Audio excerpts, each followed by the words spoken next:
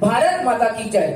आणि अशा या प्राणप्रिय भारत देशाला आदरणीय पंतप्रधान श्री नरेंद्रजी मोदी यांनी सुवर्ण महोत्सवी 2047 पर्यंत विकसित राष्ट्र बनवण्यासाठी दूरदृष्टी ठेवून त्या दिशेने वाटचाल करण्याचे आपल्या सर्वांना आव्हान दिलेलं आहे. आणि त्यासाठीच आजच्या कार्यक्रमाचे निमित्त साधून मला असं म्हणावंसं वाटतं, विचारांची गंगा वाहू दे, ज्ञानाचा सागर सांडू दे, विकसित भारताच्या स्वप्नांना कृतीचे बळ मिळू दे. या उक्तीप्रमाणे विकसित भारत घडवण्यासाठी नवनवीन कल्पना, विचार, कृतींचा एकत्रित संवाद साधण्याची गरज आज आहे.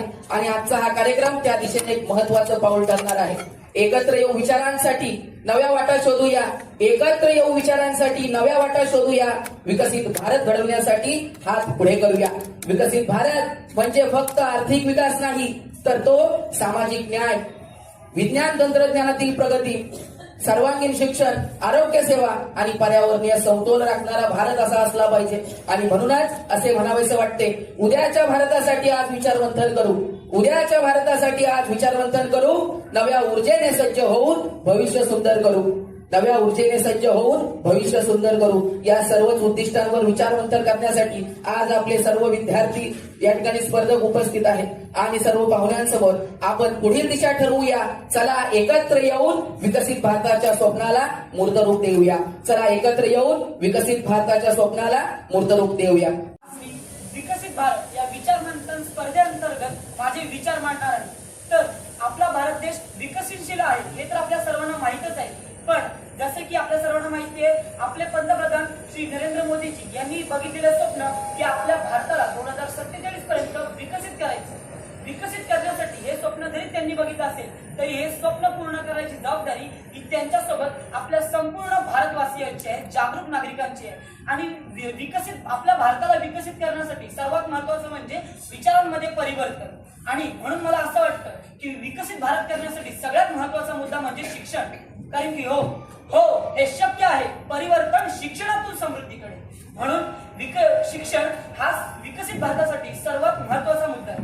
तर आपण आता पाहत आहोत की आपली भारतीय शिक्षण प्रणाली आहे ती चांगलीच आहे, परंतु त्यामध्ये आता बघितलं तर आपल्या भारतामध्ये सर्व विद्यार्थी वर्षभर अभ्यास करणार, पुस्तकी ज्ञान मिळवणार, सगळ्या गोष्टींकडे म्हणजे पाठांतर करून वर्षांतर्गत परीक्षा दिल्यानंतर मग मार्क मिळवल्यानंतर संपलं. मग त्यांना त्यांच्या आधीचं काही गोष्टी माहिती आहेत का, किंवा म्हणजे किती पाठ आहेत, किती लक्षात आहेत, या गोष्टींचा आपल्याला म्हणजे पुढे त्यांचा काही हे होत नाही. त्यांना फक्त त्या शिक्षणाचा 10% फायदा होतो. पण माझं असं म्हणणं आहे की त्या जागी आपण जर त्यांच्या लहानपणापासूनच विद्यार्थ्यांना शालेय शिक्षण प्रणाली मधूनच जर त्यांना आपण त्यांच्या कलागुणांना वाव दिला, त्याचबरोबर त्यांच्यामध्ये कोणत्या कला आहे, काय त्यांची कोणती क्षमता आहे, कोणत्या क्षेत्रात त्यांनी जावं याबद्दलचं आपण जर गायडन्स दिलं, त्याचबरोबर आता सध्या असलेली गरज म्हणजे व्यावसायिक ज्ञान दिलं. जर आपण त्यांना व्यावसायिक ज्ञान दिलं तर ते स्वतःचा रोजगार हा स्वतः तयार करतील. त्याचबरोबर त्यांना कुणावरही निर्भर राहायची गरज नाही. आपली एवढी मोठी लोकसंख्या असताना जर सरकारने स्वतःहून जर रोजगार निर्माण केला तर त्या लोकसंख्येचा सदुपयोग होईल असं मला वाटतं. आणि नक्कीच यासाठी सरकारने लक्ष देणं गरजेचं आहे. इसके लिए जो हमारी शिक्षण पद्धति है इंडिया की, उसको थोड़ा बदल करना पड़ेगा. जैसे कि हम जानते हैं कि हमारी जो शिक्षण पद्धति है वो अच्छी है, पर उसमें हम जो इंटरनेशनल एजुकेशन सिस्टम हम कहते हैं कि बहुत अच्छा है, तो उसमें जो अच्छी चीजें हैं उसे हमें हमारे इंडियन एजुकेशन सिस्टम में ऐड करना चाहिए. मैं ऐसा नहीं कहती कि हमें पूरा international education system Indian education system में लाना है, बट उसमें की जो अच्छी चीजें हैं, जैसे कि आप देखते हैं कि जो बाहर के देश के लोग हैं वो अलग अलग फील्ड में आगे होते हैं, चाहे वो खेल हो, चाहे टेक्नोलॉजी हो, चाहे हर एक फील्ड में वो हमसे आगे. क्यों? क्योंकि उनके जो शिक्षण में उनकी जो डेली लाइफ स्किल्स होती है, जो उन्हें हमेशा यूज आते हैं, वो सारी चीजें सिखाई जाती हैं. इसलिए वो हमें हमारी शिक्षण पद्धति में ऐड करना चाहिए. तो इससे हम पक्का कह सकते हैं कि हमारे भारत को विकासशील बनाने में ये मदद करेगा. जैसा कि अंशिका ने कहा कि हमें अपने भारत में अंतर्राष्ट्रीय शिक्षा पद्धति अपनानी चाहिए, तो क्या इससे हमारी भारतीय संस्कृति पीछे नहीं रहेगी? नहीं, हमारी भारतीय संस्कृति पीछे नहीं रहेगी, क्योंकि मैं ऐसा नहीं कह रही कि हम पूरा इंटरनेशनल एजुकेशन सिस्टम ही ला रहे, बल्कि हम ऐसा कर सकते हैं कि हमारी शिक्षण पद्धति में हम इंटरनेशनल एजुकेशन सिस्टम को भी ला सकते हैं, प्लस हमारी भारतीय संस्कृति को भी ऐड कर सकते हैं. जैसा कि आज हम देखते हैं कि कई ग्रामीण भागों में हमें भारतीय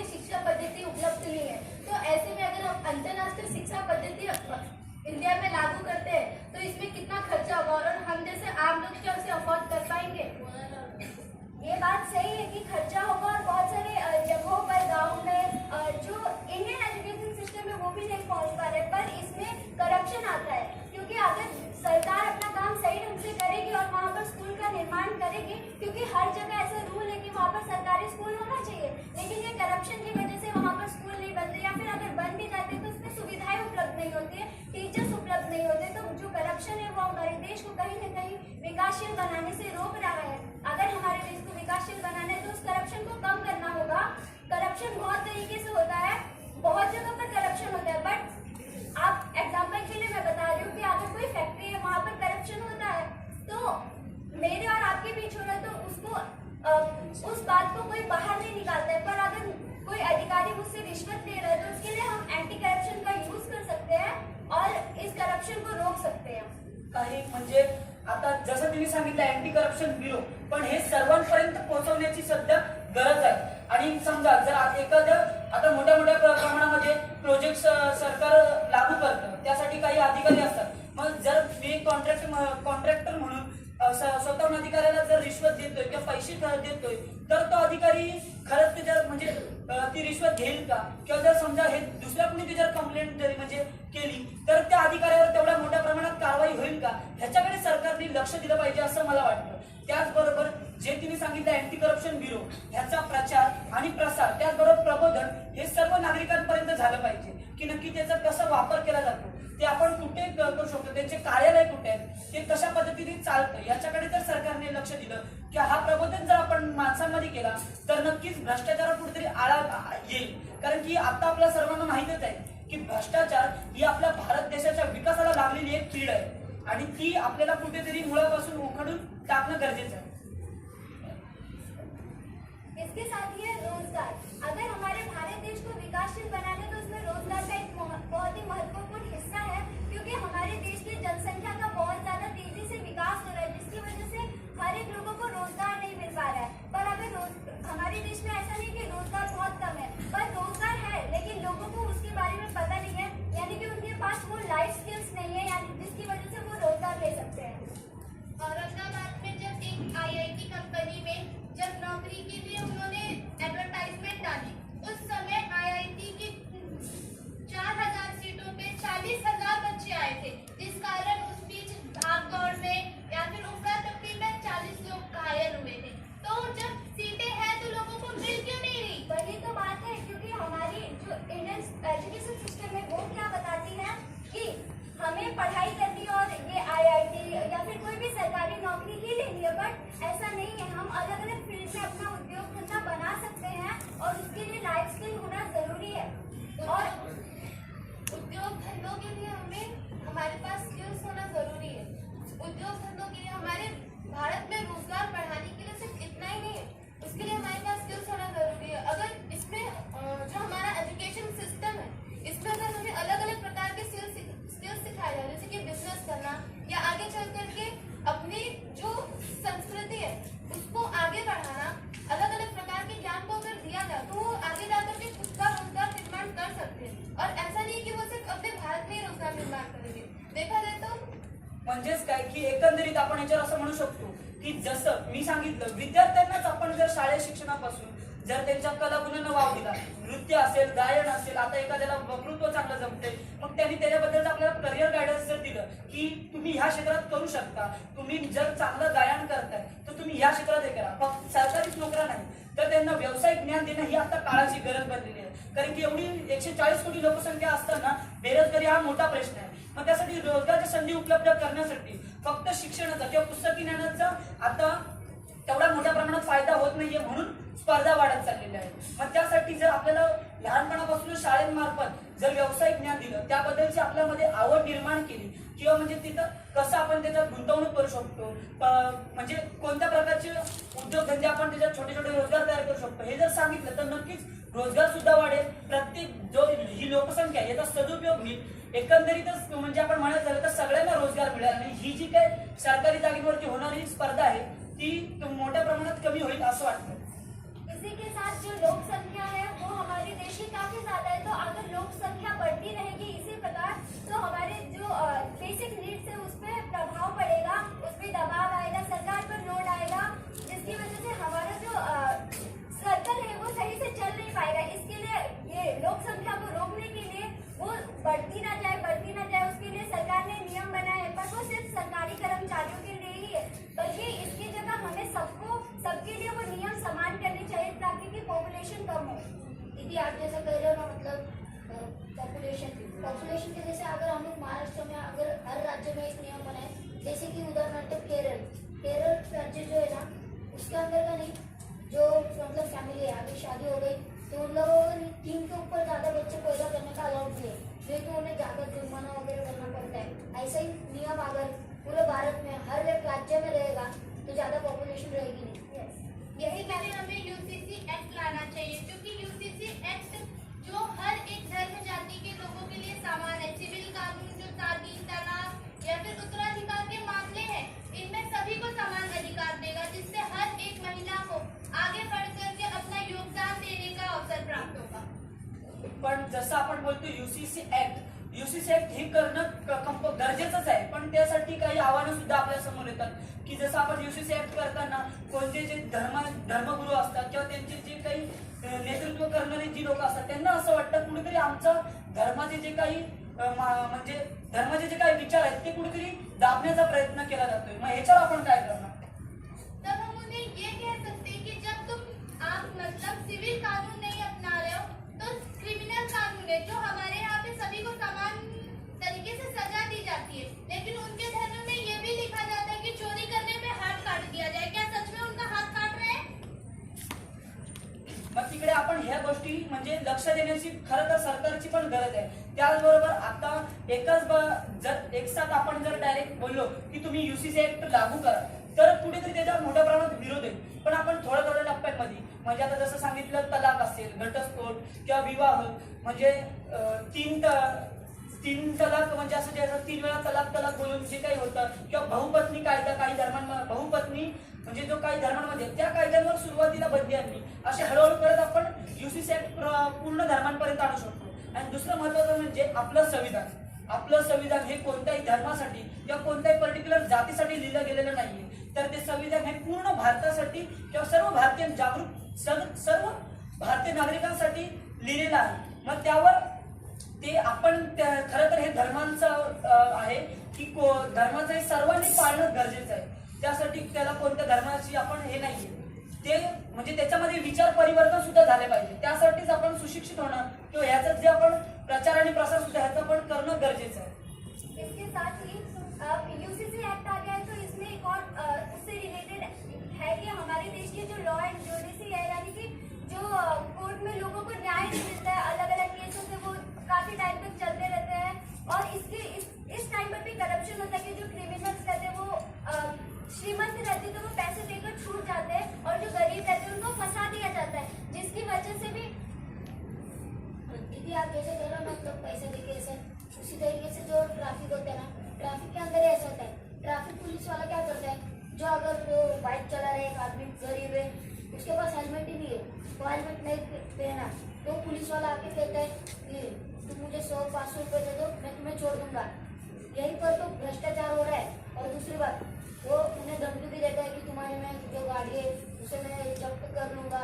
अगर हम लोग जाके जो पुलिस ऑफिसर रहेगा उनके पास जाके अगर हम लोग जुर्माना भर देंगे तो हमारे साथ मतलब न्याय हो जाएगा, लेकिन अगर हम लोग जो पुलिस वाला रहेगा जो हमें जानबूझ के डरा धमका के जो पैसे ले रहे हैं उससे वहाँ पर भ्रष्टाचार हो रहा है।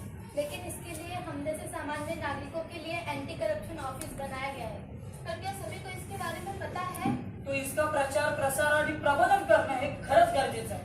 आता बघा जे काही शिकलेले असतात त्यासाठी परत सुशिक्षितच येतात, शिक्षणाशिवाय विकासाला पर्याय नाही। शिक्षण हा सगळ्यात महत्त्वाचा मुद्दा इकडे तसाच म्हणजे निर्माण होते, म्हणूनच आहे की परिवर्तन शिक्षणातून समृद्धीकडे जर आपण यांचं प्रबोधन केलं, प्रचार केला, न्याय दिला की काय असतं अँटी करप्शन ब्युरो, या सगळ्या योजना काय असतात, कायदे काय असतात, यांचं सुद्धा जर आपण न्याय दिलं, सर्वसामान्यांपर्यंत पोहोचवलं तर नक्कीच या गोष्टींवर आपण आळा आणू शकतो। लेकिन शिक्षा में होने वाले करप्शन का हम क्या करेंगे?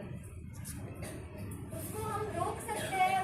अगर शिक्षा में भी हमारे साथ करप्शन हो रहा है तो हमारे पास एंटी ब्यूरो है ना, एंटी करप्शन ब्यूरो, हम उसकी हेल्प ले सकते हैं। ऐसा नहीं है कि वो सिर्फ सरकारी अधिकारियों के लिए काम हो सकता है, शिक्षा में हर जगह पर हम उसका यूज कर सकते हैं अगर हमें उसके बारे में जानकारी हो तो। बट बहुत सारी जगह पर ऐसा भी होता है कि 2 लोग बीच में मिलकर करप्शन करते हैं और उसका नुकसान पर्यावरण को होता है। इसके लिए हमें सरकार को कुछ न कुछ उपाय करने चाहिए, वरना इसकी वजह से 2 लोग अपना फायदा करते हैं एक दूसरे को पैसा देकर, बट जो हमारा पर्यावरण आता है तो कहीं ना कहीं करप्शन हमारी वजह से भी होता है, क्योंकि हम वो गलत नेता चुनते हैं जो हमारे लिए काम नहीं करता है। तो इसके लिए वन इलेक्शन वन नेशन नहीं आता क्या? भ्रष्टाचार की वजह से क्राइम्स भी बढ़ रहे हैं। जैसे पुलिस चोर को पकड़ेगी, फिर वो चोर पुलिस को पैसे देके वो फिर से छूट जाएगी। इसकी वजह से चोर फिर से जाएंगे, चोरी करके आएंगे, फिर पुलिस को पैसा देंगे। इसकी वजह से ज्यादा क्राइम बढ़ते। म्हणजेच काय तर आपल्या सर्वांमध्ये ही स्वतःपासून जागरूकता असली पाहिजे। जे या मोठ्या मोठ्या म्हणजेच की जे ह्या पदावर बसवले म्हणजे जे आहेत त्यांनी त्यांच्यामध्ये जागृती असली पाहिजे आणि फक्त त्यांच्यामध्येच नाही तर ह्या आपल्या सर्वांमध्येच असली पाहिजे की असे काही क्रिमिनल्स म्हणजे आपण जर स्वतःमध्ये जागरूकता असेल, आपल्याला जर काही चांगलं काय वाईट हे समजत असेल तर नक्कीच आपण या क्रिमिनल गोष्टी करणारच नाही। स्वतः जे सुशिक्षित असतील ते लोक असं म्हणजे जे काही भ्रष्टाचार असतील तो करणार नाही। पण तसं आता तिने सांगितलं जो भ्रष्टाचार घेतात आपल्याला म्हणजे एक राष्ट्र एक निवडणूक हा मुद्दा जो आता सध्या ही काळाची गरज बनलेली आहे। कारण की एक राष्ट्र एक निवडणूक ही म्हणजे जर एक राष्ट्र एक निवडणुकीचे अनेक फायदे आहेत तर आपल्या समोर आहेत की एक राष्ट्र एक निवडणुकीमुळे खर्च कमी होतो, त्याचबरोबर जे काही होणारे इलेक्शन मध्ये होणारे काही प्रॉब्लेम्स असतील, भ्रष्टाचार असतील ते सुद्धा आपण त्याच्या मोठ्या प्रमाणात आळा आणू शकतो। एक राष्ट्र एक निवडणूक करत आहे, पूर्ण ऑल ओव्हर इंडियामध्ये आपण एकाच वेळी निवडणूक घेणार। त्या ठिकाणी आपल्याला जर एका स्टेटमध्ये घ्यायचं तर आपल्याला बाहेरच्या स्टेटमधून कर्मचाऱ्यांना बोलवावं लागतं। जर पूर्ण भारतात एकाच वेळी घ्यायची तर आपल्याकडे कुठे ना कुठे कर्मचारी कमी पडतील। उस स्टेट के जो लोग हैं, देखा जाए तो जो चुनाव होता है उस टाइम पर सिर्फ जो सरकारी कर्मचारी है वो सब आकर के वहाँ काम करते हैं, तो उसमें बाहर के लोगों को बुलाने की जरूरत नहीं। म्हणजे त्याच्यावर एक खरं सोल्युशन आपण असं काढू शकतो जसं की त्यांनी सांगितलं की कुठेतरी खरंच म्हणजे जर हा एक त्यासमोर आव्हान आहे की कुठेतरी सुरक्षा यंत्रणा कमजोर पडेल, कुठेतरी सरकारचं नियोजन करण्यासाठी सरकारवर कुठेतरी बर्डन पडेल असा आहे। पण तो विचार हा याचं सगळं नियोजन हे सरकारने केलं पाहिजे की कसं आपण जर आपल्याला हे चांगल्या गोष्टीचं आपण अंमलबजावणी करतोय किंवा कुठेतरी आपल्याला चांगल्या गोष्टीकडे पाऊल टाकायचं आहे तर त्यासाठी येणारे जे आव्हान आहेत त्यांना सरकारने तोंड दिलं पाहिजे। म्हणजे सुरक्षा कायदा अजून बळकट केली पाहिजे। त्यावेळी जरी आपल्याकडे सुरक्षा यंत्रणा कमी पडत असेल तिथे आपण दुसऱ्या यंत्रणा वापरू शकतो, AI चा वापर करू शकतो, आर्टिफिशियल इंटेलिजन्सचा। अशा काही सुविधा जर वापरल्या तर नक्कीच ह्या जो काही एक राष्ट्र एक निवडणुकीचा फायदा आपण करून घेऊ शकतो। आता तू जसं म्हणायला लागलं ना एक राष्ट्र एक निवडणूक, ते जर आणायचं म्हणलं ना जर एक म्हणजे हर एका राज्यामध्ये एकाच दिवशी जर वोटिंग असलं तर जे बाहेरचे जे असं राज्य वगैरे आहे तिथे क्राईम चोऱ्या अशी तिथं काय तर होणार ना। मग उनके कहने का मतलब कि जब सब पुलिस फोर्स और सारे कर्मचारी जब चुनाव में लग जाएंगे तो उस समय जब अन्य व्यक्ति वो क्राइम करेंगे तो वो कौन देखेगा उसके बारे में। म्हणजेच कुठेतरी सगळ्यांचं एकच म्हणणं आहे की म्हणजे जर आपण सगळं यंत्रणा जी एक राष्ट्र एक निवडणूक करताना यंत्रणेवर जो बर्डन पडणार आहे त्यामुळे सगळी सुरक्षा यंत्रणा जर इलेक्शनकडे लावण्यात आली। पण त्यासाठी एक उपाय आपण करू शकतो की जी कायदा सुव्यवस्था समिती असते त्यांच्या अंतर्गत त्यांनी तसं नियोजन करणं गरजेचं आहे की जर आपण इकडे यंत्रणा लावतोय तर आपण कुठे दहशतवादी किंवा चोरीमारी, लूटमारी, क्रिमिनल्सपणा किंवा असं कोणतं म्हणजे हल्ला, जाळपोळ या गोष्टींना कुठे आपण खतपाणी तर घालत नाहीये ना। याच्याकडे कायदा सुव्यवस्था समितीने लक्ष देणं गरजेचं आहे, म्हणजे सरकारने लक्ष देणं गरजेचं आहे। त्याच्यात आपण एक म्हणजे सामान्य नागरिक किंवा जागरूक नागरिक म्हणून काही करू शकत नाही। त्याच्यात एक राष्ट्र एक निवडणुकीमध्ये जागरूक नागरिक म्हणून आपण सगळ्यात महत्वाचं म्हणजे जागृत होऊन एक योग्य उमेदवार निवडणं गरजेचं आहे। कारण की आपलं योग्य मतदान उज्ज्वल भविष्य निर्माण हा म्हणजे आपण फक्त मतदान योग्यरीत्या करू शकतो, बाकी जे काही गोष्टी असतील ती सरकार किंवा तिच्याकडे लक्ष देणं सरकारचं काम आहे। इसके बाद आता है हमारा AI एक बहुत ही महत्वपूर्ण मुद्दा है जिसको हम अपने भारत देश को विकासशील बनाने में मदद कर सकते हैं। AI आप देखोगे कि कोई भी विकासशील देश हो तो वहाँ पर टेक्नोलॉजी का बहुत ज़्यादा यूज किया जाता है, जैसे कि जापान हो गया या फिर अलग अलग देश हो गए, चाइना हो गए, जिसके लिए AI का उपयोग हम स्वास्थ्य में कर सकते हैं, शिक्षा के लिए कर सकते हैं, उत्पादन को बढ़ाने के लिए कर सकते हैं, जैसे कि कृषि में हम इसका उपयोग इस प्रकार कर सकते हैं कि म्हणजे जर ती बोलते की आपण AI चा वापर करू शकतो आरोग्य क्षेत्रांमध्ये आणि खरंच AI चा वापर करणं आता हे गरजेचंच आहे, पण त्याला नाही म्हणून म्हणजे चालणार नाही। पण हे तिचं म्हणणं बरोबर आहे AI चा वापर, पण जर जिथे आता शिक्षण पुरेपूर ग्रामीण भागामध्ये जिथे शिक्षण पोहोचलेलं नाही, जिथे वीज पोहोचलेली नाही, जिथे पाणी व्यवस्था पोहोचलेली नाही, जिथे नेटवर्क पोहोचलेलं नाही, तिथे तुमचं AI पोहोचेल का? किंवा ते सर्वांपर्यंत एआयचा सगळेजण वापर करू शकतात का, याचा नॉलेज सुद्धा म्हणजे एआय कसा असतो, काय वापरायचा, त्याचे गैर सुद्धा म्हणजे वापर करण्यात येतात. आप जो कह रहे हो वो सही है कि बहुत सारे गाँव में जो बीज है, पानी है, ये सारी चीजें नहीं पहुंच पा रही है, बट धीरे धीरे आप देख रहे हो कि हमारा भारत देश विकासशील हो रहा है, यानी कि विकास की ओर बढ़ रहा है और अलग अलग जगह से लोग स्थान अंतरण करके दूसरी जगह पर कमाने के लिए जाते हैं, अपनी रोजी रोटी के लिए जाते हैं. तो जब लोग गाँव से शहरों की तरफ बढ़ते तो उनके लाइफ में जरूर कुछ न कुछ परिवर्तन आता है और जब वो दोबारा अपने घर गाँव पर जाते हैं तो वो वहाँ पर उसका प्रचार प्रसार करते हैं और धीरे धीरे लोगों में जागरूकता आती है इस वजह से. पर एआई का इस्तेमाल हर जगह नहीं किया जा सकता ना. मैंने ऐसा नहीं कहा कि एआई का इस्तेमाल हमें हर जगह करना चाहिए, पर जहाँ पर जरूरी है वहाँ पर हमें एआई का उपयोग करना ही पड़ेगा. लेकिन एआई की वजह से कई सारे लोगों का रोजगार चला जाता है. ऐसा नहीं कह सकते कि एआई की वजह से रोजगार सबका चला जाता है. रोजगार जाता है क्यों जाता है, क्योंकि उनके अंदर वो कैपेबिलिटी नहीं होती, वो स्किल्स नहीं होती, जिसके लिए अलग अलग जो कंपनीज है उन्होंने स्किल इंडिया ऐसे अलग अलग स्टार्टअप निकाले हैं, जिसकी वजह से लोगों को स्किल प्रोवाइड की जाती है. और अगर उनको वो काम एआई से ज्यादा बेटर आ रहा है तो हम क्यों इतना खर्चा करके उतना एक्सपेंसिव एआई ले आएंगे. जसं दीदी म्हणायला लागले, गावातले लोक जर शहरात आले तर शेतकरी काय करणार, तो पण बिचारा गावातूनच राहणार, मग आपल्याला अन्न कुठून येतं.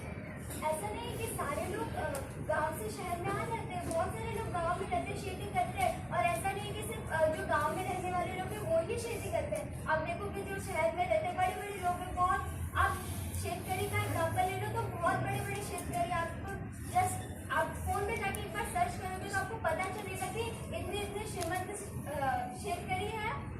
इसलिए ऐसा नहीं है कि सिर्फ गाँव के लोग खेती करते हैं. म्हणजेच काय, आपल्याला जर एआयचा प्रचार आणि प्रसार करायचा असेल तर कुठेतरी आपण छोटा जे काही उद्योगधंदे आहेत की त्यांना आपण प्रेरणा दिली पाहिजे. म्हणजे छोट्या छोट्या उद्योगांमधून ते तिथं कुठेतरी तंत्रज्ञानाचा, आर्टिफिशियल इंटेलिजन्सचा वापर करतील, त्यापासून त्यांना अजून म्हणजे थोडंसं नॉलेज वाढेल, ते कृतीमध्ये सुद्धा आणतील. आपण ऐकून किंवा कुठेतरी बघून होत नाही, तर ते छोट्या छोट्या उद्योगांमधून जर तिकडे आपण एआय पोहोचवलं सरकारने किंवा तिथे आपण असं काहीतरी वित्तीय बळ दिलं, म्हणजेच काय की आता उद्योगधंद्यांमधील जर विकास आला तर रोजगाराच्या संधी वाढतात. त्याचबरोबर तंत्रज्ञानाचा मोठ्या प्रमाणात वापर केला जातो उद्योगधंद्यांमध्ये, आणि जिथे जर सर्वांना रोजगार मिळाला तर त्यांची जी आर्थिक परिस्थिती सुद्धा स्थिरावते. आणि त्याचबरोबर उद्योगधंद्यांमधील विकासामुळे जी काय आपली भारताची जीडीपी आहे त्याच्यामध्ये सुद्धा वाढ होते. इसके बाद आता है हमारा पर्यावरण. हमारे किसी भी देश अगर विकासशील है तो उसमें पर्यावरण का सुरक्षित होना बहुत जरूरी है, क्योंकि अगर पर्यावरण ही साफ सुथरा या फिर संरक्षण हम पर्यावरण का नहीं करेंगे तो लोग स्वस्थ नहीं रहेंगे, और अगर लोग ही स्वस्थ नहीं रहेंगे तो उस देश का विकास किस प्रकार हो पाएगा. इसलिए हमें अपने उद्योग धंधों को बढ़ाते वक्त या फिर हम किसी भी क्षेत्र में आगे बढ़ रहे हैं तो हमें इसका ध्यान जरूर रखना चाहिए कि हमारा पर्यावरण संरक्षित हो और इसके ऊपर कुछ उपाय है जिसको हम यूज कर सकते हैं. जैसा कि पर्यावरण को हानि पहुंचती है, ऐसा आपने कहा, तो हम लोग बड़े बड़े कारखानों में जो दूषित पानी नदियों में छोड़े जाते हैं उधर हम लोग वो पानी को प्यूरिफाई करके छोड़ सकते हैं. ज्यादा प्यूरिफाई नहीं, लेकिन नदी के अंदर जाए इतना तो हम लोग प्यूरिफाई कर सकते हैं. और बात रही हवा की, तो हम लोग एयर को भी किसी न किसी तरीके से थोड़ा प्यूरिफाई करके छोड़ सकते हैं. लेकिन हम हर एक कारखाने में ऐसा नहीं करते. कुछ ही कारखानों में ये सब वाटर प्यूरिफिकेशन, एयर प्यूरिफिकेशन लगाया जाता है. हर कारखाने में इसको लागू नहीं किया जाता. इसके लिए सरकार को नियम बनाने चाहिए और उसका प्रचार प्रसार करना चाहिए, और जो कारखाने इसका पालन नहीं करते उनके ऊपर दंड लगाना चाहिए. क्योंकि अगर ऐसा नहीं हुआ और ये सारी चीजें जो चलती रही तो इसके बाद सरकार को भी इसके लिए पैसा अपना खर्च करना पड़ेगा. हमें अगर उद्योग धंधे चाहिए तो उसके लिए भी हमें जगह चाहिए, और वो जगह हम कहाँ से लाएंगे. कहीं ना कहीं पेड़ काट करके या फिर कहीं ना कहीं किसी घर को उजाड़ करके ही हम वहाँ धंधे में. अगर आपको उद्योग धंधे बढ़ाने वो ठीक है, क्योंकि उद्योग धंधे वो ज्यादा ही हमारे लिए जरूरी है. अगर उद्योग धंधे नहीं होंगे तो लोगों को रोजगार नहीं मिलेगा, और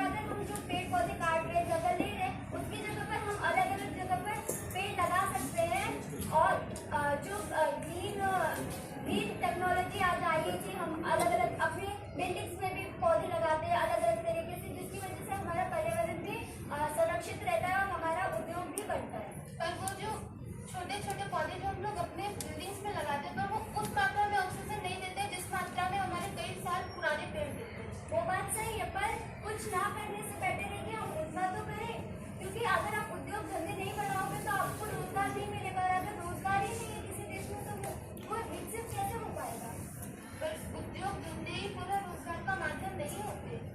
ऐक जर म्हणजेच आपण ह्याच्यावरनं सर्वांनी सांगितलं प्रदूषण होते, पर्यावरणाचा ऱ्हास होते. म्हणजेच काय एकंदरीत उद्योगधंद्यांमुळे एअर पोल्युशन होतं, वायू म्हणजे एअर पोल्युशन होतं, जलप्रदूषण होतं. पण त्याच्यावर काहीच सुधारणा नाही. म्हणजे त्याच्यावर काय आपण उपाय करू शकत नाही असं तर नाही. उद्योगधंदे जर आपण आणलेच नाही तर रोजगार मिळणारच नाही. म्हणजे लोक शिकलेली जी काय आपल्या याच्यात जी सुशिक्षित लोक आहेत ती नक्कीच दुसऱ्या देशांकडे वाटचाल करतील. नाही तर आपल्याला माहितीच आहे आता जे मोठे मोठे शिकलेले सुशिक्षित व्यक्ती आहेत ते आपल्या याच्यामध्ये त्यांना योग्य तो रोजगार मिळत नाही म्हणून दुसऱ्या देशांमध्ये जाऊन नोकरी करतात. मग त्याच्यावर हा आपण उपाय करणार आहे. आणि जर विषय येतो प्रदूषणाचा तर प्रदूषणावर आपण नक्कीच एअर प्युरिफायर लावून किंवा बॉयलरचा वापर करून आपण वायू ही ऑक्सिजन लेवलच्या वरती आपण सोडू शकतो. त्याचबरोबर प्युरिफाय करून सोडू शकतो. आणि राहिला प्रश्न जर पाणी प्रदूषणाचा तर ज्या कारखाने म्हणजे जे कारखान्यांमधनं असं जे पाणी सोडणार आहे ते आपण नद्यांच्या नद्या जिथून नद्या जात आहेत तिथे त्यांना परमिशन दिलीच नाही पाहिजे सरकारने. आणि दुसरी मुद्दा म्हणजे आपण आता आपल्याकडे भरपूर अशा टेक्नॉलॉजी आलेल्या आहेत जिथे आपण याचा वापर करू शकतो, तंत्रज्ञानाचा वापर करू शकतो. वॉटर प्युरिफायर लावून आपण पिण्याजोगी नाही तर त्या कारखान्यातील दूषित पाण्याला नदीत सोडण्याजोगे तरी आपण शुद्ध करू शकतो. हा त्याच्यावरचा एक उपाय आहे. आता तू जसं म्हणायला ना ते जे पाणी नद्या सोडायचं पण त्याच्यातले जे जीव आहेत मासा वगैरे ते तर मरणार ना. म्हणजे त्यांच्या हानीमुळे जे लोक ते मासे वगैरे खातात ते सुद्धा मरणार. अगर हम पानी को प्योरीफाई करके डालेंगे तो हम इतना तो प्योरीफाई करेंगे तो जो जलचर है उनको नुकसान ना हो, वरना हमारे पानी को प्योरीफाई करने का कोई फायदा ही नहीं है ना. हम उसको पूरी हद तक नहीं कर सकते कि वो एकदम स्वच्छ हो जाए, पर इतना जरूर करेंगे कि उनको कोई हानि ना हो. प्रदूषण सिर्फ नदियों में कंपनियों को पानी डालने से नहीं होता है। बहुत बड़े बड़े जहाजों में जो डीजल या फिर कोई भी तेल पदार्थ लेकर के हम लोग विदेशों में भेजते हैं उसके रिसाव होने से भी प्रदूषण होता है। तो उसकी वजह से जो लेयर तेल की ऑयल की हमारे समुद्र के ऊपर जमती है उसकी वजह से जो समुद्री जीव है जो कि सांस लेने ऊपर ऑक्सीजन लेने आते हैं उन तक वो ऑक्सीजन नहीं पहुंचती जिसकी वजह से उनकी मृत्यु होती है। साथ ही हमारे जो समुद्र है वो भी गंदा होता है क्योंकि अगर वो मर जाएंगे तो फिर उनकी जो बॉडी मरीज बॉडी से डिकम्पोज होगी तो उससे समुद्र गंदा होगा जिसकी वजह से कई बीमारियां भी जन्म ले सकती हैं। म्हणजेच काय की जे पाण्याचं प्रदूषण होतंय त्याच्यामुळे फक्त पाण्याचंच प्रदूषण नाही होतं. या प्रदूषणामुळे जी आपली जमिनीची जी आहे ना सुपीकता सुद्धा कमी होत चालली. आणि सर्वात महत्वाचं म्हणजे या प्रदूषणाचा असर आपल्या कृषीवर होतोय. आपला भारत देश हा कृषी प्रधान देश असताना आपल्याकडे आता आपण सर्वांनाच माहिती आहे की जे सुशिक्षित शिकलेली जी माणसं आहेत ती आता सध्या कृषीपासून दूर जावं लागले. कारण की म्हणजे कृषी हा एक खालच्या दर्जाचं काम समजलं जाते. कारण की त्यांना योग्य तो मालाला भाव मिळत नाहीये. मग तिकडे सरकारचं लक्ष असलं पाहिजे. योग्य तो भाव मिळत नाहीये. कृषीमध्ये सरकारने योजना केलेल्या आहेत जसं मृदा स्वास्थ्य कार्ड योजना, त्यानंतर परंपरागत कृषी विकास योजना, या सगळ्या योजना अशा खूप सगळ्या योजना सरकारने बनवलेल्या आहेत. पण याच्यामध्ये अंमलबजावणीमध्ये अडचणी येतात, त्याच्यामध्ये भ्रष्टाचार होतो. या सगळ्या गोष्टींवरही सरकारने लक्ष दिलं पाहिजे. आणि याचा फक्त 50 ते 70% आपल्या म्हणजे महाराष्ट्र, मध्य प्रदेश जे डेव्हलप कंट्रीज आहेत तिथेच सरकारच्या योजनांचा अंमलबजावणी केली जाते. तर या योजनांचा पूर्ण ऑल ओव्हर इंडियामध्ये आपण या योजनांचा वापर केला पाहिजे. आणि खूप सारे शेतकरी असे आहेत जे नैसर्गिक पद्धतीने शेती करत नाहीत, म्हणजे केमिकलचा यूज करून शेती करतात. जसे की जर त्यांना कीटकनाशक फवारणी करायची असेल तर ते केमिकलचा वापर करतात. पण त्यांना समजले पाहिजे की ह्याच्यामुळे आपल्या जीवनावर खूप घातक परिणाम होतात. जर त्यांना केमिकलचा वापर करून शेती नाही करायची असेल, म्हणजे जर त्यांना नैसर्गिक पद्धतीने शेती करायची असेल तर ते शेण, गोमूत्र, मिऱ्या, हळद यांचं मिश्रण करून शेती करू शकतात. जेणेकरून ही फवारणी कीटकांचा नाश तर करेलच पण त्या जमिनीतली सुपीकता व अचूकता आहे. त्यासाठी आपण सेंद्रिय खतांचा सुद्धा वापर करू शकतो. पण ते सगळ्यांसाठी अफोर्डेबल नसतात. म्हणजेच की सेंद्रिय खतांचा वापर करणं ही योग्य आहे पण ते कुठेतरी एक्सपेन्सिव्ह असतं. आणि जर सेंद्रिय खतांचा वापर केला नैसर्गिक गोष्टीचा रासायनिक गोष्टींचा वापर करणं हे चुकीचंच आहे. पण जसं तिने सांगितलं आपली जी परंपरागत चालत आलेली जी पद्धती आहे जसं की शेणखतापासून किंवा काही कीटकनाशकं बनवली जातात त्या त्यांचा वापर करणं गरजेचं आहे. सेंद्रिय खतांचा जर आपण उपयोग केला तर ते जर कुठे क्वालिटी देतात पण क्वांटिटीमध्ये कुठेतरी फरक पडतो. आणि जर क्वांटिटी कमी असेल, जर मालाची कमतरता भासू लागली तर ऑटोमॅटिक त्या मालाचा म्हणजे काय होतं, महागाई वाढते आणि त्यामुळे मग ते साधारण माणसांपर्यंत ते किंवा सर्वसाधारण माणसं ते अफोर्ड करू शकत नाही. मग पूर्ण काय तर भेसळयुक्त पदार्थांचा वापर म्हणजे भेसळयुक्त पदार्थांवर कुठेतरी अजून आपण खतपाणी घालण्याचं तिकडे काम होतं. जैसा कि हम जानते हैं कि हमारा देश कृषि प्रधान देश है, तो मुझे ऐसा लगता है कि हम कृषि में एआई का यूज करेंगे तो हमारे देश को विकसित होने में और मदद मिलेगी. म्हणायला लागले की त्याबरोबरच आपण कृषीच्या सोबत सोलारचा पण असा वापर करू शकतो. पण एआय सगळ्या म्हणजे ग्रामीण भागात एआय पोहोचू शकतो का? त्या शेतकऱ्यांना एआयचा टेक्नॉलॉजीचा वापर करणं अफोर्डेबल आहे. तो इसके लिए हम ज़्यादा से ज़्यादा उसका प्रचार करेंगे और हमें ऐसा नहीं करना है कि किसानों को डायरेक्ट उस एआई को खरीदने के लिए मजबूर करना है. हमें सरकार की तरफ से उपलब्ध कराना चाहिए और सारे सरकार को एक संगठन बना के उस एआई का यूज करना चाहिए जितना हो सके उतना. आणि खूप सारे बँका संस्था अशा आहेत जे यासाठी कर्ज देतात. सभी बोल रहे हैं हमें खेती करना चाहिए, लेकिन खेती के लिए आजकल किसानों को पानी नहीं मिल रहा है. इस वजह से हमें पानी का संवर्धन भी करना बहुत जरूरी है. म्हणजेच कुठेतरी इथं पाण्याचं सुद्धा प्रदूषण आहे. आपण पाणी संवर्धन करणं गरजेचं आहे, पण तिथे जे आता पाणी आपल्याकडे आहे त्याचं प्रदूषण किंवा त्याचं वेस्ट जे मोठ्या प्रमाणात होते पाणी प्रदूषणामध्ये, तिकडे आपण लक्ष देणं गरजेचं आहे पाणी प्रदूषणासाठी. विकसित भारतासाठी शासनाचे व्यवस्थापन आवश्यक आहे. भारतातील पाण्याची संपदा अनेक भागात शेती, उद्योग आणि घरगुती वापरासाठी समस्या निर्माण करायला लागते. उदाहरण, राजस्थानमध्ये ड्रीप सिंचन तंत्रज्ञानाने शेतीसाठी पाण्याचा कार्यक्षम केला जातो. पिण्याचे पाणी, शुद्ध पाणी पिणे हे प्रत्येक नागरिकाला आवश्यक आहे. भारतातील पाण्याची प्रत्येक नागरिकाला जैसे कि बात रही पानी प्रदूषण की, तो हमारी भारतीय संस्कृति आई रही है कि हम मरने के बाद जो राख होती है उसको पानी में डालते हैं या फिर लोग गंगा नदी में नहाने जाते हैं ये सोच कर कि हमारे पाप धुलेंगे. तो हम इसका क्या करेंगे? हमारे भारतीय संस्कृति में ये भी है कि हम अलग अलग नदियों को माता कहते हैं. तो बहुत सारे लोग हैं जो उसमें प्रदूषण नहीं करते और बहुत सारी चीजें या फिर कुछ भी कूड़ा कचरा नहीं फेंकते. तो आप डायरेक्ट ऐसा नहीं बोल सकते कि हमारी भारतीय संस्कृति उसके लिए गलत है. बहुत सारे लोग करते क्योंकि वो पुराने टाइम से करते आ रहे. इसके लिए लोगों की मानसिकता में बदल करना चाहिए, जिसके लिए शिक्षण महत्वपूर्ण है. और संस्कृति जो हमारी है वो हमारे भारत के जो पेड़ है, बहुत सारे पेड़ होते हैं, लोग उनकी पूजा करते हैं तो लोग उनका संरक्षण करते हैं, जिसकी वजह से हमारे पर्यावरण का संरक्षण होता है. साथ ही जो हमारी भारतीय संस्कृति है वो पुराने समय से अलग अलग कलाएं करती आ रही है, अलग अलग चीजें बनाते आ रही है जो हाथों से बनाए जाते हैं, जो इंटरनेशनल मार्केट में उसका काफी डिमांड होता है और लोगों को वो चीजें बहुत पसंद आती है. क्योंकि चाहे वो शोपीस के लिए चाहे उनको उनकी जरूरत हो, लोग उसको खरीदते हैं, जिसकी वजह से हमारे इंडिया में बाहर की करेंसी आती है. जैसा कि अंशिका ने बोला कि संस्कृति बहुत महत्वपूर्ण होती है, लेकिन आप कोई भी डेवलप्ड कंट्री को देख लो तो वहाँ पे सिर्फ संस्कृति से डेवलपमेंट नहीं आता है. कहीं ना कहीं हमारे भारत में संस्कृति की वजह से कहीं ना कहीं हमारी टेक्नोलॉजी पीछे रह जाती है, जो हमारे देश को विकसित करने में बहुत ज्यादा हानि पहुंचाती है. और हमारी जो बुरी संस्कृति है हमें उसे पीछे छोड़ करके सिर्फ अच्छी चीजों को अपनाना चाहिए. जैसे कि इंटरनेशनल एजुकेशन सिस्टम, वो सब चीजें सिर्फ सीधा उस ज्ञान को यहाँ लाने की बात नहीं होती. सिर्फ वो जो ज्ञान है सिर्फ उसके रूप को बदल करके हमारे भारत में लाने की बात है. हमारी भारतीय संस्कृति क्या कहती है कि हमारी भारतीय संस्कृति जो है नम्रता का प्रतीक है या फिर एकताचा प्रतीक. आपली भारतीय संस्कृती ही विनम्रता, एकता म्हणजे आपल्या भारतामध्ये म्हणजे अनेक जाती धर्म एकत्र येऊन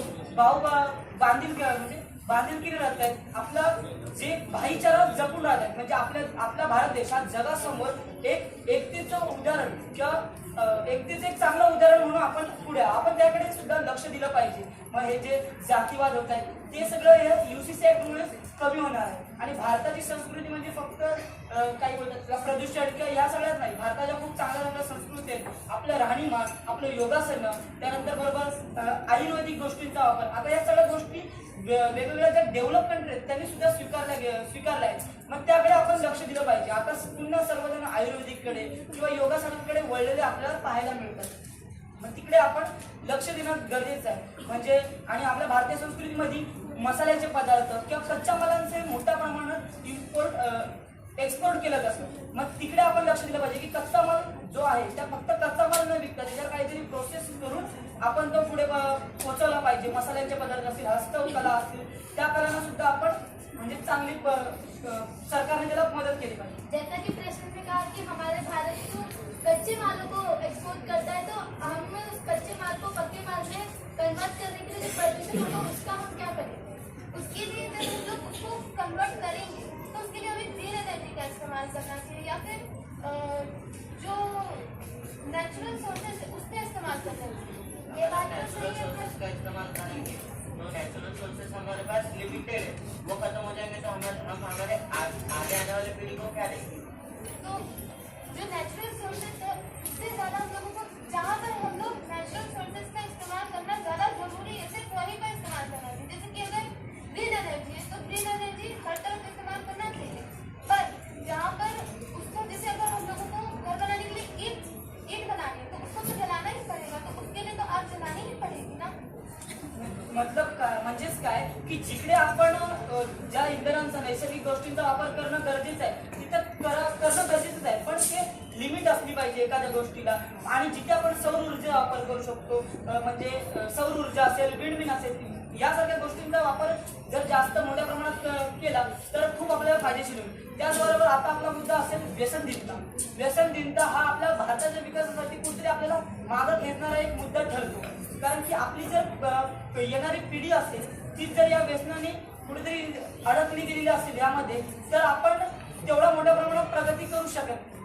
जैसे कि बात व्यसनहीनता की आई, तो भारत में भी कई ऐसे राज्य जैसे कि गुजरात, बिहार, जहाँ पे व्यसनहीनता पूरी तरह से बंद की गई है. तो हमें उनका उदाहरण लेकर पूरे राज्य में, पूरे हमारे राष्ट्र में उसको अपनाना चाहिए. पर अगर हम लोग उससे पदार्थ वगैरह होते हैं उनपे भी 28% का GST लगा होता है, जिससे भारत सरकार को GST उनकी मिलती है और फिर उससे हमारे उस GST का बढ़ने का कोई फायदा नहीं, क्योंकि कहीं ना कहीं वो हमारे घातक ही है. हमें उससे फायदा तो हो रहा है लेकिन सामान्य नागरिकों को उसका कितना नुकसान हो रहा है. और इसके साथ ही व्यसनहीनता को कम करने के लिए हम जो उन पदार्थों पर GST लगी होती है उसकी जगह पर हम कुछ दूसरा निकाल सकते हैं, जैसे कि निकोटैक्स है जो हमारे लिए हानिकारक भी नहीं, और इससे धीरे धीरे हमारी व्यसनहीनता की जो लत है वो भी कम हो जाएगी. और अगर किसी हमारे देश में व्यसनहीनता है उसको बेच के हम GST ले रहे हैं जो कि हमारे देश को बढ़ा रहा है, लेकिन फिर पीछे से हमें बहुत सारी चीजें करनी पड़ रही है क्योंकि लोगों को स्वास्थ्य की सुविधाएं चाहिए रहेगी, क्योंकि अगर उन्हें कैंसर हो सकता है, लंग्स की प्रॉब्लम हो सकती है, तो फिर से सरकार का पैसे जा रहा है ना, क्योंकि उनके पास इतने पैसे नहीं कि वो प्राइवेट हॉस्पिटल में इलाज करवा पाए. इसलिए हमें ये सोचना पड़ेगा. इसलिए व्यसन मुक्त होने के लिए हमारे भारत में अनेक जगहों पर व्यसन मुक्ति केंद्र भी स्थापित किए गए. पण जैसे कि दीदी जो सिगरेट वगैरह ऐसा लोग खरीदते हो ये सब, तो वो उन लोगों को चित्र में निकल दे कि ऐसा ऐसा जंगल वगैरह निकलते, उसके ऊपर नाम भी लिखा होता है कि नो स्मोकिंग. इसी तरीके से मैं उदाहरण दे रहा हूँ कि एक आदमी अगर सिगरेट में जाए तो 4-5 मतलब लोग जा रहे हैं जो मतलब पहले को गए उनका जो पास लेते सिर्फ वो सिगरेट का उसी को कंसर्न होता, जो आजूबाजू से जो नागरिक वगैरह होते उन्हें भी उस धुएं का जो होता है ना वो कैंसर हो जाता है. इसके लिए हमें व्यसनहीनता को कम करना है, क्योंकि हम तो कर रहे हैं, हमें नुकसान हो रहा है पर हमारे आजू बाजू के लोगों को भी नुकसान हो रहा है, इसलिए हमारे देश विकासशील नहीं बन पाए. और इसके लिए हमें कोई ना कोई कानून बनाना चाहिए, क्योंकि सबकी पर्सनल चॉइस होती है कि वो कुछ भी कर सकते हैं, लेकिन उससे किसी और को हानि ना पहुंचे, इसका हमें ध्यान रखना चाहिए. और इसके लिए कठोर से कठोर कानून बनाने चाहिए. आणि तिथंच आता येतं की फक्त व्यसनमुक्ता आपण व्यसनमुक्ती करण्यासाठी हे लहान मुलांपासून म्हणजे लहान विद्यार्थ्यांपासून जे शाळेय शिक्षण घेत असतात त्यांच्या या प्रकारचा संस्कार केले पाहिजे की व्यसनहीनता किती वाईट आहे, किती कोणत्या प्रकार म्हणजे त्याचा पुढे जाऊन किती वाईट नुकसान होत असेल. आणि म्हणजे जर आपण व्यसनहीनता केली तर पुढची आपली येणारी जी पिढी आहे ती सुदृढ राहणार नाही, निरोगी राहणार नाही. त्यामुळे कुठेतरी आपण अजून अधोगतीकडे जाऊ शकतो. मग त्याच्यात पुढे आपण बोलू शकतो की आता जसं आपण बोललो कलागुणांना वाव देणं, तर कलागुणांना वाव देताना आपल्याकडे आता ऑलिम्पिक क्षेत्र वगैरे आहे. ऑलिम्पिक क्षेत्रांमध्ये किंवा खगोल क्षेत्र आहे, ऑलिम्पिक क्षेत्रामध्ये आपण जे खेळ खेळले जातात कबड्डी, खो खो या खेळांना सुद्धा प्रोत्साहन दिलं पाहिजे. पण त्याचबरोबर ऑलिम्पिकमध्ये खेळले जाणारे खेळ त्या म्हणजे कोणते खेळ खेळांबद्दल नॉलेज दिलं किंवा त्या खेळांबद्दलची आवड जर विद्यार्थ्यांमध्ये शाळेय प्रणालीमधूनच किंवा शाळेय विद्यार्थी अवस्थेत असताना त्यांना जर त्याची दिली म्हणजे ज्ञान दिली, माहिती दिली आणि आवड निर्माण केली तर नक्कीच उद्या जाऊन आपल्या भारत देशातून चांगले जे काही ऑलिम्पिकसाठी खेळणारे खेळाडू तयार होतील, जे आता सुद्धा आहे पण त्यांचं प्रमाण कुठेतरी कमी आपल्याला पाहता येते. तर एवढी मोठी आपली लोकसंख्या आहे तिथं आपण या प्रकारे सुद्धा सदुपयोग करू शकतो की आपण त्यांना ह्या दिशेला नेऊ शकतो, त्याच्यामुळे आपल्या आंतरराष्ट्रीय पातळीवर सुद्धा चांगलं नाव होईल. आणि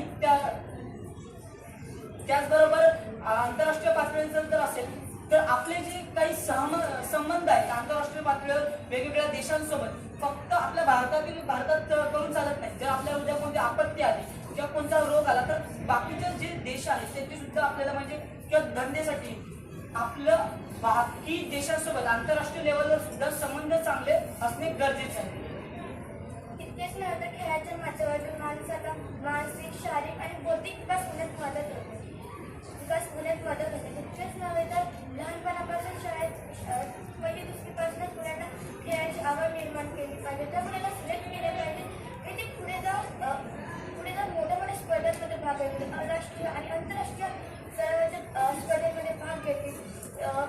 उदाहरणार्थ घ्यायचं झालं तर जापानमध्ये चीन हा देश सुरुवातीला 5-6 ऑलिम्पिकमध्ये इतका पुढे नव्हता, पण नंतर बघायला गेलं तर चीन हा देश खूपच प्रगत आहे. आता चीन हा देश आंतरराष्ट्रीय स्पर्धेमध्ये ऑलिम्पिक स्पर्धेमध्ये खूप दबदबा आहे.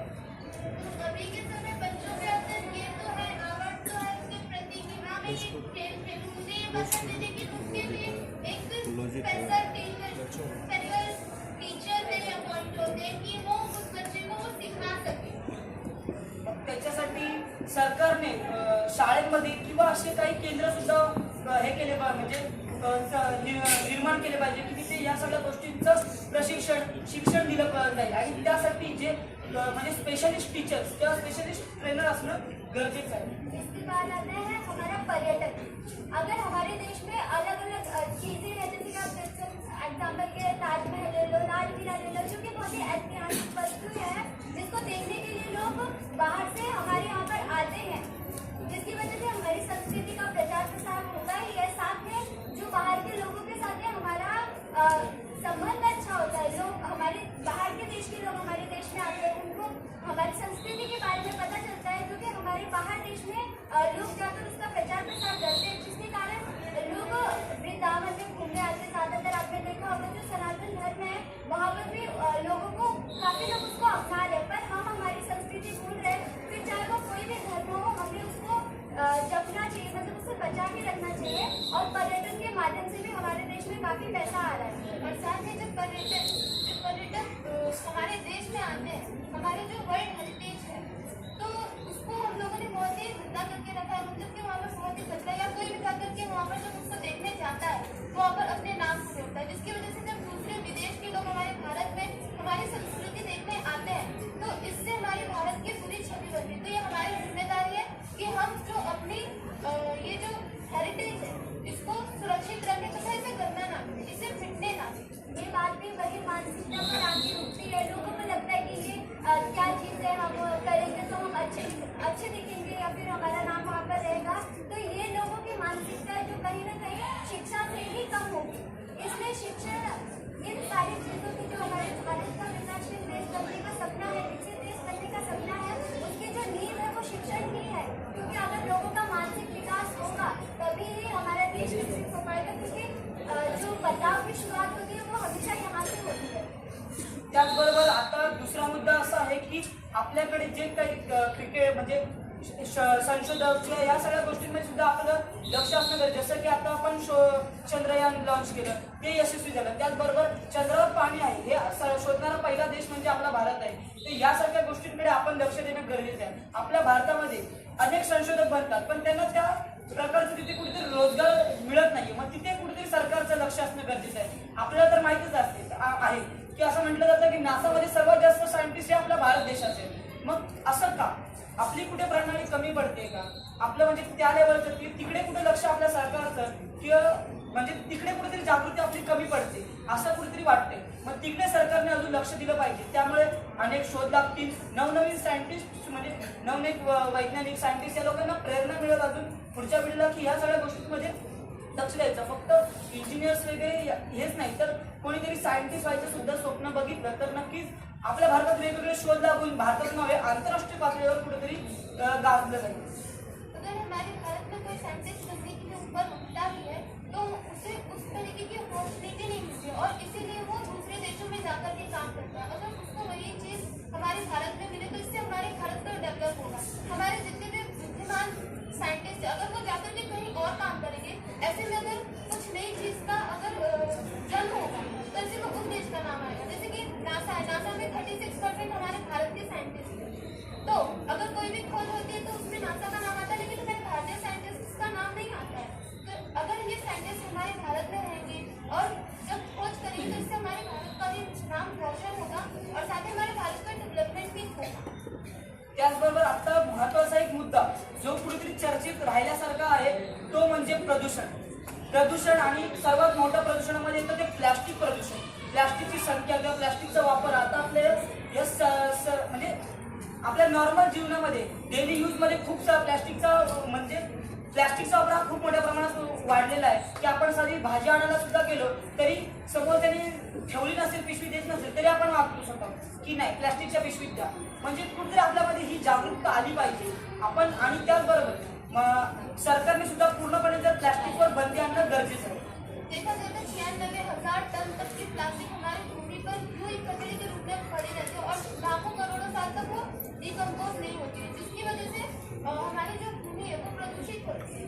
और तो और जो HDPE और PETE नाम की प्लास्टिक है सिर्फ ये दो प्लास्टिक है जो कि डिकम्पोज रिसाइकल हो सकते हैं जिसकी वजह से आणि त्या प्लॅस्टिकचा वापर करायचा असेल तर ते प्लॅस्टिक वापरल्यानंतर तेलपुरी सुद्धा वापरू शकतात. इसके साथ ही जो प्लास्टिक है हमारे देश में हमारे जो भी उद्योग या व्यवसाय है अगर उस प्लास्टिक की जगह कोई और मेटल यूज करेंगे या फिर कोई भी एल्यूमिनियम या फिर टिन ये सारी चीजें यूज करेंगे वो ठीक है बट उसके लिए ज्यादा कॉस्ट आएगी और लोग वो अफोर्ड नहीं करना चाहते. तो अगर हम प्लास्टिक का यूज भी करें तो वो ऐसे प्लास्टिक का यूज करें जो रिसाइकलेबल हो उसका हम रिसाइकल कर सकें.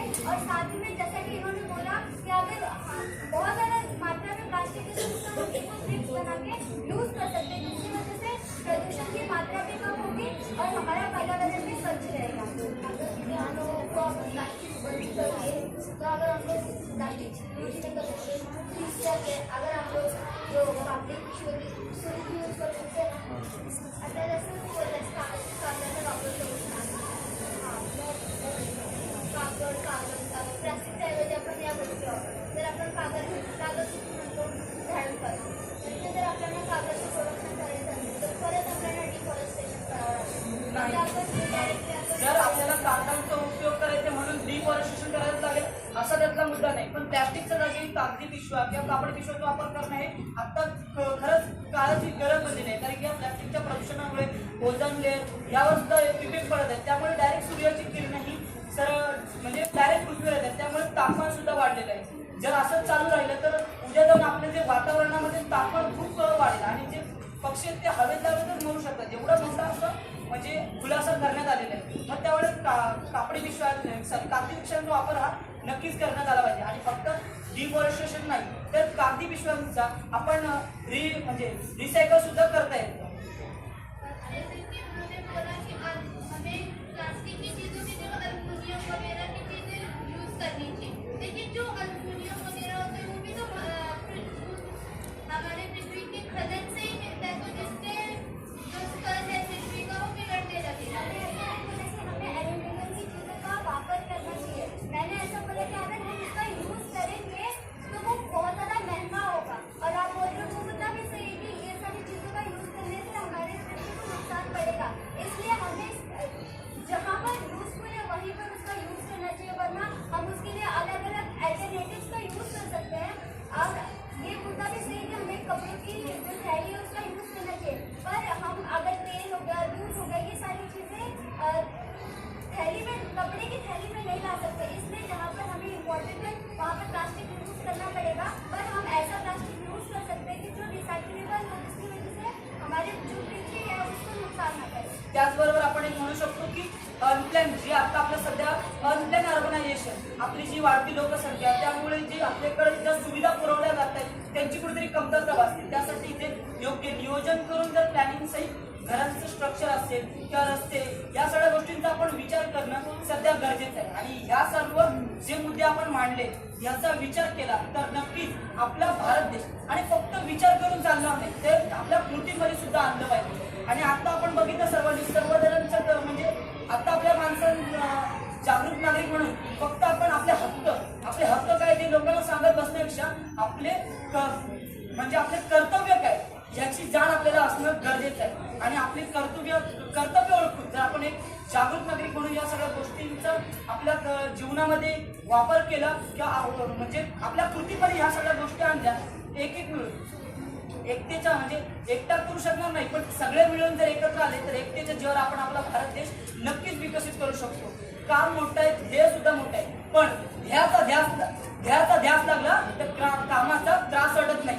हेच आपण विचार करू आणि नक्कीच हे स्वप्न आपण पूर्ण करू. 2047 पर्यंत आपला भारत देश नक्कीच विकसित होईल या मुद्द्यांचा विचार केला तर एवढे बोलून मी माझे 2 शब्द एवढे बोलून मी थांबतो. जय हिंद जय भारत. धन्यवाद.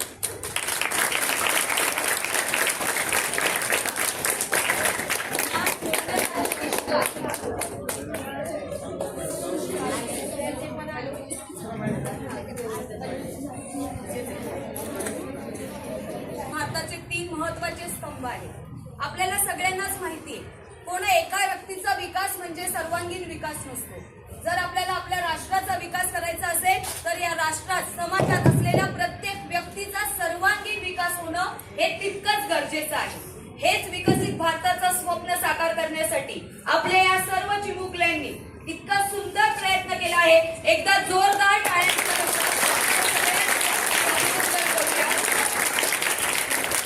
धन्यवाद. या प्रसंगी आपल्या समोर मी या कार्यक्रमात आपले मुख्याध्यापक माध्यमिक विभागाचे मुख्याध्यापक श्री अमोल खरसांबळे सर यांना विनंती करते की या कार्यक्रमास्तव त्यांनी आपले मार्गदर्शन करावं. श्री अमोल खरसांबळे सर.